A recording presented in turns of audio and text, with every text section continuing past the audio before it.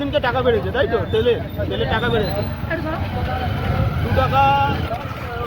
2 টাকার মতন বেড়েছে। আবার আজকেও বেড়েছে, আজকেও 2 টাকার মতন বেড়েছে। ঠিক আছে, 110 টাকার মতন হয়েছে। তাহলে আমাদের প্লে আউট যদি না বাড়ায় আমরা কোথায় যাব? আমাদের তো আমাদের টাইম আছে, সকাল 8টা বা 10টার সময় আসছি, সকাল 12টার সময়, রাত্রি 12টা। 18 ঘন্টা টাইম দিচ্ছে ছেলেমেয়েরা, ঠিক আছে? সেই অনুযায়ী কোনো ইনকাম নেই। যদি তেল খরচা, গাড়ি মেইনটেনেন্স, মোবিল খরচা, ইট খরচা সবকিছু বাদ দিয়ে বলতে চাইছে ঘরে নিয়ে যাচ্ছে। সংসার কি করে চলবে? কর্তৃপক্ষ কি বলছে? কি কোম্পানি বলতে যে 24 ঘন্টা এখানে পুরো থাক। কোম্পানি একটা কথা, কোম্পানি বলতে যে 24 ঘন্টা এখানে পুরো থাক।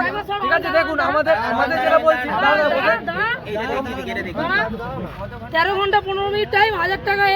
এখানে গাড়ি চলে যায় মিনিমাম আমাদের 100 থেকে 140 কিলোমিটার। তার মধ্যে তেল, এই 1000 টাকার মধ্যে সবকিছু আছে আমাদের।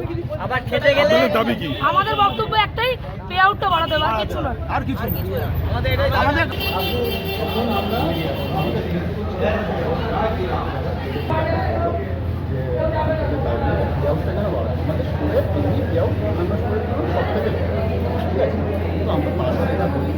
আমাদের শুধুমাত্র শনিবার আর রোববার যে পে আউটটা দেয় তাতেই আমাদের মানে পার ডে আমরা 12 ঘন্টা থেকে 14 ঘন্টা লক্ষ্য। সবার মধ্যে তর্ক বিতর্ক হয়েছে, একটু হাত দেওয়াদি হয়ে গেছে গায়ের মধ্যে। তাই নিয়ে এবার কোম্পানি বলছে এর কোনো পে আউট মীমাংসা হবে না। তো যা যেরকম আছে তাদের পোষালে করবে, না পোষালে করবে।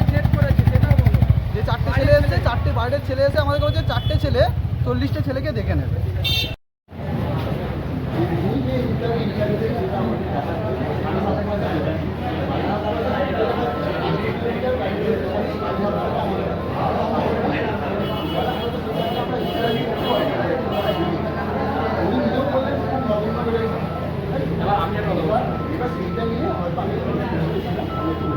অন্য স্টোরের ছেলে অন্য স্টোর থেকে এসে কাজ করতে, অন্য স্টোরের ছেলে এখানে কাজ করতে, ওরা পে আউট বাড়াতে বলছে। আপনার বক্তব্য কি? ওরা 14-15 ঘন্টা কাজ, 14-15 ঘন্টা কোম্পানি ডিভিশন দেবে, এটা কোম্পানি লোকআউট।